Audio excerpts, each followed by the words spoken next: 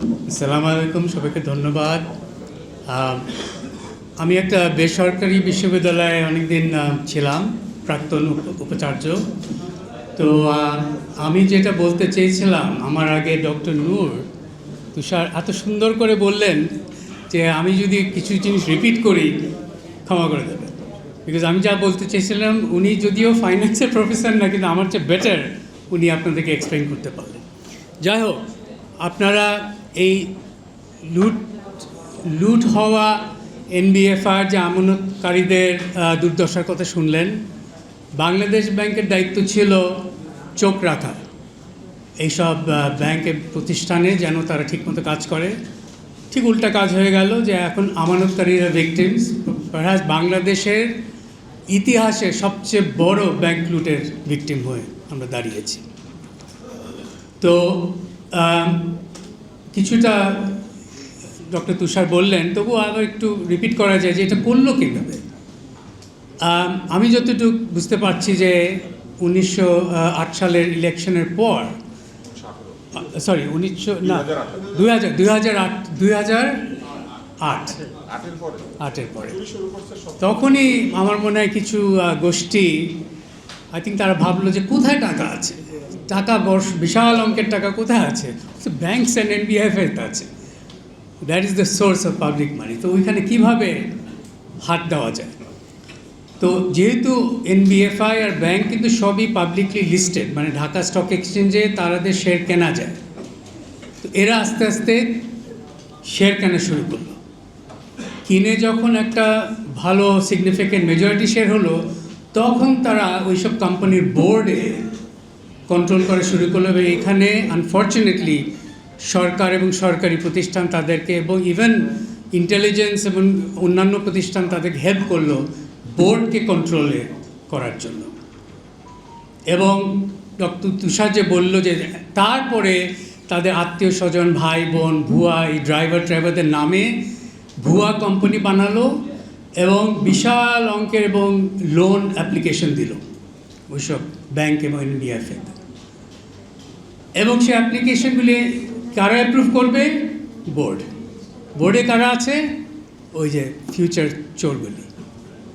So মানে এত সহজ একটা প্রতিক্রিয়া, অ্যাপ্রুভ করে দিল।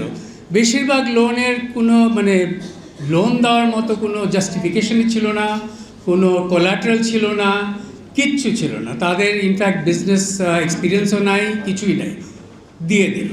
তারপর তাদের ব্যাংকের কর্মকর্তারা অবভিয়াসলি টাকাটা দিয়ে দিল। এই তো এইভাবে বছর, মানে বেশ কয়েক বছর ধরে, আমার তো মনে হয় এটা শুরু হয়েছে 2008-এ কিছু পরেই শুরু হলো। সেখানে একটা প্রতিষ্ঠানের নাম প্রথমে আমরা শুনলাম, পিপলস লিজিং, তার সাথে আরও কয়েকটা ছিল, রিলায়েন্স, এফএস, তারপর ইন্টারন্যাশনাল লিজিং। খবরের কাগজে আমরা যখন এটা শুনলাম, রিমেম্বার এটার অনেক আগে বাংলাদেশ ব্যাংক কিন্তু জানে, কারণ বাংলাদেশ ব্যাংক তো প্রত্যেক সপ্তাহে বা প্রত্যেক মাসে তাদের রিপোর্ট পায়, ডিটেল রিপোর্ট পায়। বাংলাদেশ ব্যাংকের কর্মচারীরা ইন্সপেকশনে যায়, তো ওরা তো অবশ্যই জানে। এবং এই যে যখন শেয়ার মার্কেট থেকে আস্তে আস্তে তারা শেয়ার কিনছে এবং এই বোর্ড কন্ট্রোল করছে, এটি কিন্তু বাংলাদেশের সিকিউরিটিজ অ্যান্ড এক্সচেঞ্জ কমিশনও জানে। দে অলসো নো দ্যাট কিছু একটা অদ্ভুত জিনিস হচ্ছে এইসব এনবিএফআই এবং পার্টিকুলার এনবিএফআই এইটার মালিকানা বদলে। তো তারা কি কোনো দিন কোনো আমাদেরকে ওয়ার্নিং দিয়েছে, কোনো পদক্ষেপ নিয়েছে? কিচ্ছুই নেয়নি।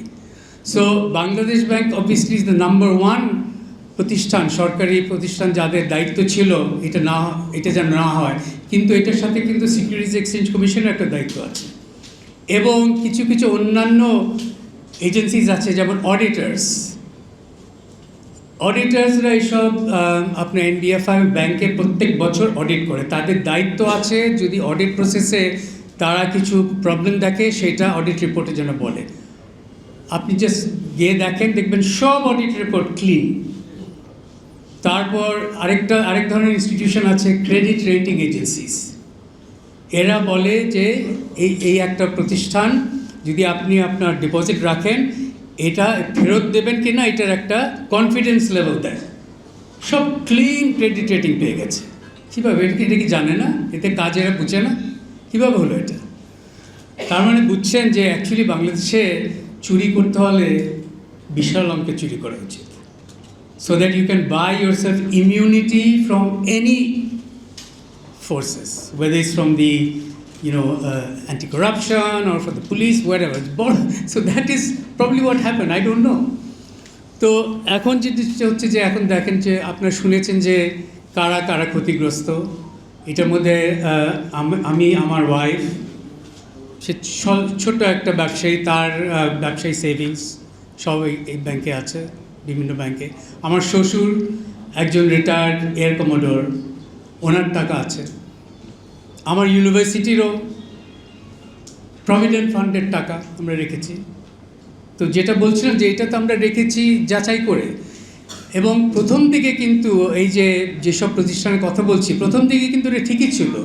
আমাদের ইনিশিয়াল ইনভেস্টমেন্ট কিন্তু আমরা ফেরত পেয়েছিলাম উইথ ইন্টারেস্ট।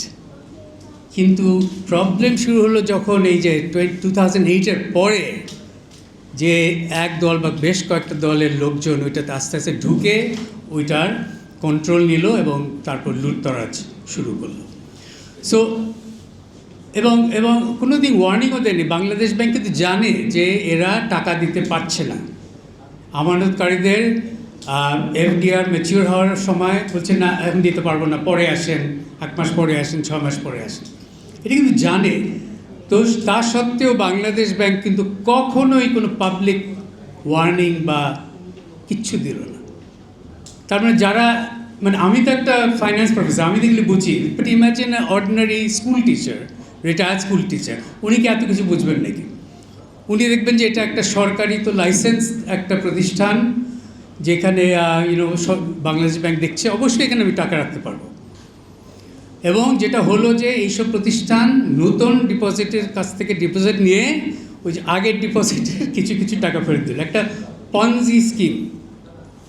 বেসিক্যালি একজনের কাছ থেকে টাকা নিয়ে আরেকজনকে দিচ্ছে, কিন্তু আসল যে বিশাল একটা হোল, যে লুট তো চলে গেছে, ভিতরে তো আর কিছু নাই, ওই হোলটা কিন্তু আছে এবং বাড়ছে, দিন দিন বাড়ছে। এবং যেটা আমরা শুনেছি এখন 95% ব্যাড লোনে এসছে। তো যাই হোক, আমি জাস্ট আই থিঙ্ক লাস্টে একটা বলতে চাই যে আপনারা শুনেছেন যে আমাদের দাবি কী আছে, সুন্দর করে বলেছে, আপনাদের প্রেস বিজ্ঞপ্তিতেও সেটা লেখা আছে, আমি সেটা আবার রিপিট করব না।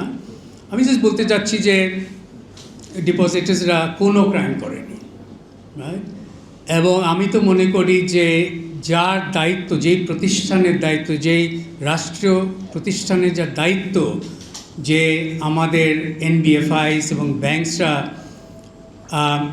ঠিকভাবে পরিচালিত হয়, তারা কিন্তু এই দায়িত্ব একেবারেই পালন করেনি। ইনফ্যাক্ট আমরা দেখছি যে কিছু কেসে, যে পিপলস লিজিংয়ের কেসে দ্রুতভাবে তারা লিকুইডেশনে যাচ্ছিল। লিকুইডেশন মানে কি? যে এটা আস্তে করে দেউলিয়া হয়ে বন্ধ করে দেবে, কেউ কিছু পাবে না। তারপর ডিপোজিটার্সদের প্রোটেস্ট এবং অ্যাকশন এবং রিট পিটিশন করার পরে ফাইনালি তারা ওই পথটা বন্ধ করল। তো এখন যেটা হচ্ছে যে আমি মনে করি বাংলাদেশ ব্যাংক এবং সরকারের একটা নৈতিক, একটা মরাল ডিউটি আছে to compensate and make sure, to make sure the depositors get their money back with all accrued interest. Absolutely. এটার বিজ্ঞাপন আর কিছু নেই। অ্যান্ড আমাদেরকে এই পথ থেকে আমরা we will not move. So we will get our money back because we have a fantastic group of people representing us, এবং আমরা এই প্রেশারটা বলবৎ রাখবো। সো অনেক ধন্যবাদ আপনাদেরকে। Thank you.